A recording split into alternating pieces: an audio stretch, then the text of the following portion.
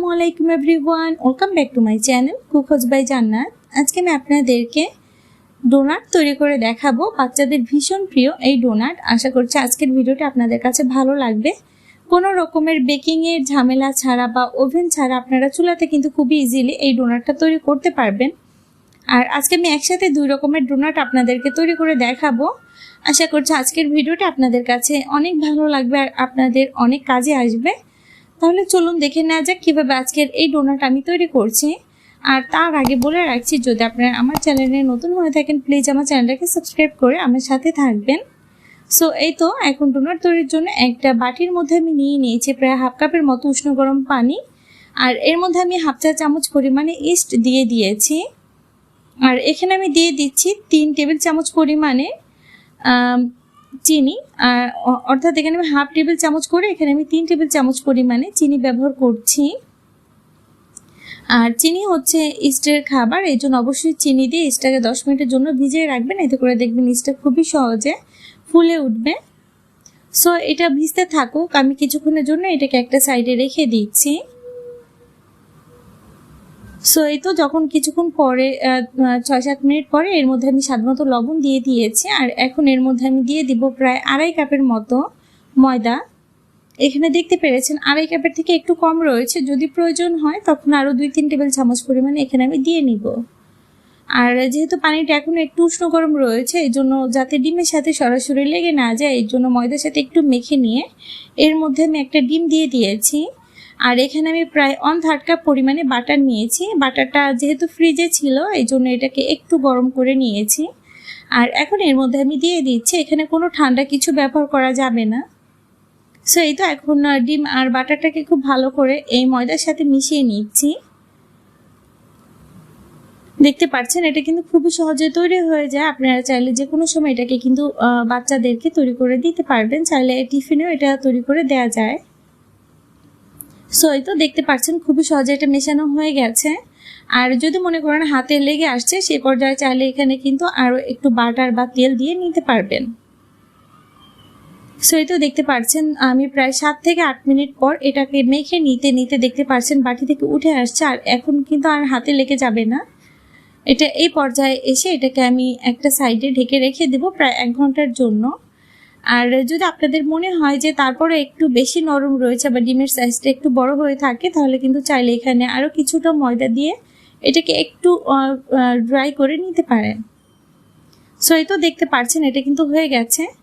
আর এখন এটাকে আমি একটু উপর থেকে একটু বাটার বা তেল ব্রাশ করে একটা সাইডে কিছুক্ষণের জন্য রেখে দেবো বা 1 ঘন্টার জন্য। এতে করে দেখা যাবে এটা ফুলে ডাবল হয়ে যাবে, যেহেতু এর মধ্যে ইস্ট দেওয়া রয়েছে। আর যেখানে রুমের একটু গরম রয়েছে বা চুলার সাইডে আপনারা কিন্তু চুলার রান্নাঘরে এটাকে নিয়ে রেখে দিতে পারেন। এতে করে দেখা যাবে এটা খুবই সহজে কিন্তু ফুলে উঠবে। এই তো দেখতে পেরেছেন যে কিছুক্ষণের মধ্যেই কিন্তু এটা ফুলে একদম ডাবল হয়ে গেছে। আর এখন এর মধ্যে যে অতিরিক্ত যে হাওয়াটা বা বাতাসটা রয়েছে এটাকে আমি বের করে নিচ্ছি। আর এই পর্যায়ে কিন্তু এটাকে বেশি একটা প্রেস করার দরকার নেই, কারণ আমরা কিন্তু প্রথমে এটাকে অনেক সময় ধরে এটাকে আমরা মেখে নিয়েছি। আর এখন এটাকে আমি 2টা পার্টে কেটে নিব। আর একটা অংশ আমি ঢেকে রেখে দিচ্ছি একটা সাইডে। আর এই দেখতে পাচ্ছেন একটা অংশ, এগুলো একটু বড় করেই নেবেন।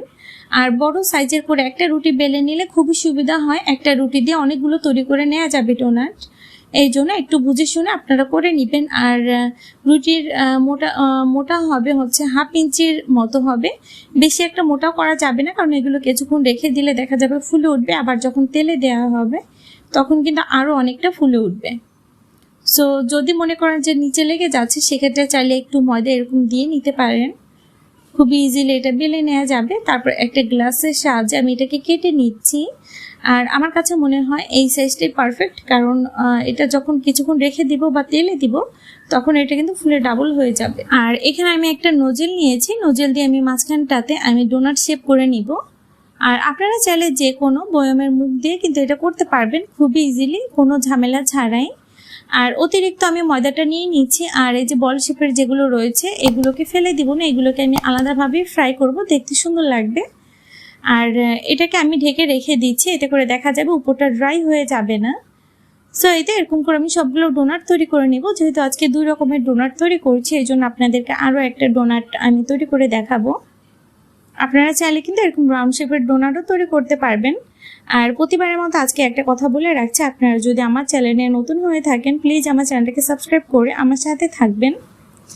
আর আপনারা যদি আমার ভিডিওগুলো একটু বেশি ভালো লেগে থাকে তাহলে কিন্তু আপনারা চাইলে ভিডিওগুলো লাইক কমেন্ট আর শেয়ার করতে পারেন। আর চাইলে আপনাদের ফ্রেন্ডসের সাথে যদি ভিডিওগুলো শেয়ার করেন, এতে করে আপনাদের মতো অনেকে রয়েছে যারা ভিডিওগুলো দেখেনি, তারা আমার ভিডিওগুলো দেখার সুযোগ পেয়ে যাবে। সো এতে এরকম করে আমি বাকি সব ডোনাটগুলোও তৈরি করে নিলাম। আর এগুলো এরকমই রাউন্ড শেপেরই থাকবে। আর কিছুক্ষণের জন্য এগুলোকে ঢেকে রেখে দিচ্ছি একটা সাইডে, এগুলো আরও একটু ফুলবে। আর এদিকে দেখতে পাচ্ছেন যে তেল অনেকটা গরম হয়ে গেছে। তারপর একে একে ডোনাট আমি সবের মধ্যে দিয়ে দিচ্ছি। আর চুলার আঁচটা অবশ্যই কিন্তু লো মিডিয়ামে রাখতে হবে। আর এই ডোনাট তৈরি হতে বেশি সময় লাগে না। আর এই ডোনাট তৈরি করার জন্য বেশি একটা তেলেরও প্রয়োজন হয় না, অল্প তেলেই কিন্তু এগুলো ফ্রাই করে নেওয়া যায়। আপনারা চাইলে কিন্তু এভাবে তেলেও ফ্রাই করতে পারেন, বা চাইলে কেক যেরকম আমরা বেকিং করি সেরকম বেক করেও নিতে পারবেন। চাইলে ওভেনে বা চুলাতেও কিন্তু বেক করে নেওয়া যাবে। সো এই তো দেখতে পাচ্ছেন যখন এগুলো সুন্দর একটা কালার হয়ে যায়, এগুলোকে আমি উঠিয়ে নিচ্ছি। এরকম করে আমি বাকি সব ডোনাটগুলোও তৈরি করে নিব। আর ডোনাট তো বাচ্চারা ভীষণ পছন্দ করে। আপনারা যদি বাসায় তৈরি করে রেখে দেন এগুলো কিন্তু 3 দিনের মতো খুব ভালোই থাকবে। কারণ ডোনাট এমনিতে ইস্ট দিয়ে তৈরি করা হয়, যেহেতু এটা পাউরুটির মতো বেশি দিন কিন্তু এটা ভালো থাকে না। এই জন্য এগুলোকে আপনারা কিন্তু বুঝে শুনে তৈরি করবেন। আর তাছাড়াও এগুলো তৈরি করার সাথে সাথে কিন্তু সব শেষ হয়ে যাবে। যতই তৈরি করেন না কেন 3 দিন তো দূরের কথা, 2 দিনও যাবে না। আসলে এটা সত্যি অনেক বেশি ভালো লাগে। সো এরকম করে আমি সবগুলো তৈরি করে নিচ্ছি। আর যেগুলো রাউন্ড শেপের ছিল এগুলোকেও দিয়ে দিলাম। আর এগুলো দেখতে পারবেন ফুলে একদম ডাবল হয়ে যাবে, একদম বনরুটি যেরকম হয় ঠিক সেরকমই হয়ে যাবে। সো এই তো এরকম করে আমি সবগুলো ফ্রাই করে নিচ্ছি। আর চুলার আঁচটা অবশ্যই কিন্তু লো মিডিয়ামে রাখবেন। আর এই ডোনাটগুলো ফ্রাই হতে 3 থেকে 4 মিনিটের মধ্যে এগুলো তৈরি হয়ে যাবে, এর বেশি সময় লাগবে না। সো এই তো হয়ে গেছে। হয়ে গেলে এগুলোকে তেল ঝরিয়ে আমি একটা প্লেটের মধ্যে উঠিয়ে নিচ্ছি। আর এখন এগুলোকে ডেকোরেশনের পালা, এই জন্য এখানে আমি চকলেট নিয়েছি, মিল্ক ডার্ক চকলেট ব্যবহার করবে এখানে। আর যেহেতু আমার চকলেট প্রয়োজন হয় এই জন্য আমি একসাথে একটা বার পুরোটাই কিনে নিই, 1 কেজির একটা বার। আপনারা চাইলে কিন্তু চকলেট যে 10 টাকা করে যে ক্যাডবেরি চকলেটগুলো পাওয়া যায় ওগুলো দিয়ে কিন্তু ডেকোরেশন করতে পারবেন। আর না করলেও চলবে, এমনিতেই খেতে অনেক মজা লাগে। সো এই দেখতে পাচ্ছেন একটা বাটির মধ্যে আমি প্রায় 200 গ্রামের মতো চকলেট গরম পানির উপর রেখে গলিয়ে নিয়েছি। আর এখন এটাকে একটা সাইডে রেখে দিচ্ছি। আর দেখতে পাচ্ছেন আমরা যে ডোনাটগুলো তৈরি করেছিলাম রাউন্ড শেপের, এগুলো কিন্তু ফুলে ডাবল হয়ে গেছে। আর কতটা সফট হয়েছে আপনাদেরকে দেখিয়ে দিচ্ছি। দেখুন ফুলে একদম যখন চাপ দিচ্ছে আবার কিন্তু যেরকম সেরকম হয়ে যাচ্ছে, একদম স্পঞ্জ হয়েছে। আর ডোনাটগুলোকে আমি এখন একটু ডেকোরেশন করে নিচ্ছি, যেহেতু বাচ্চারা খাবে।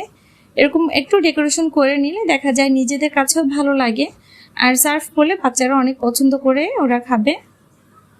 সো এই তো তৈরি হয়ে গেল আজকের আমার সিম্পল ওয়েতে ডোনাট। আর এখন এটার উপর থেকে আমি আরো একটু ডিজাইন করব, এই জন্য চকলেট গানাশ আরও কিছুটা তৈরি করে নিয়েছি। আর এখানে চকলেট সুইট বল ব্যবহার করব বা চকলেট স্প্রিঙ্কেল, এগুলোকে আমি উপর থেকে একটু দিয়ে নিচ্ছি, সবগুলোর উপরে দিব না। আর কিছুটা আমি এমনিতেই রেখে দিয়েছি, এমনি ডোনাট খেতে অনেক ভালো লাগে, চায়ের সাথে খেতে একদম জমে যায়।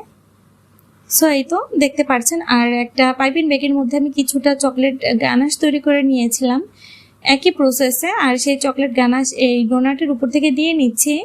দেখতে পাচ্ছেন যত বেশি ডেকোরেশন করা হবে ততই কিন্তু বেশি সুন্দর লাগবে। আর এর উপরে চকলেট দিয়ে ডেকোরেশন না করলেও চলবে, এটা খেতেও যেমন ভালো লাগে দেখতেও তেমন সুন্দর। আশা করছি আপনাদের কাছেও ভালো লেগেছে।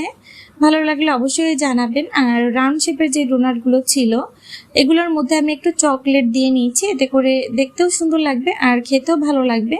যদি বাচ্চারা খায় ওদেরকে এরকম দিলে দেখা যাবে ওরা অনেক পছন্দ করবে। সো এই তো তৈরি হয়ে গেল আজকের সিম্পল ভাবে আমার ডোনাট তৈরি। আশা করছি আপনাদের কাছেও ভালো লেগেছে। তাহলে আজকে আর বাড়াচ্ছি না, আজকে এখানে বিদায় নেব। সবাই ভালো থাকবেন, সুস্থ থাকবেন। আপনাদের সব পছন্দের ভিডিও নিয়ে হাজির হয়ে যাব অন্য কোনো দিন। আল্লাহ হাফিজ।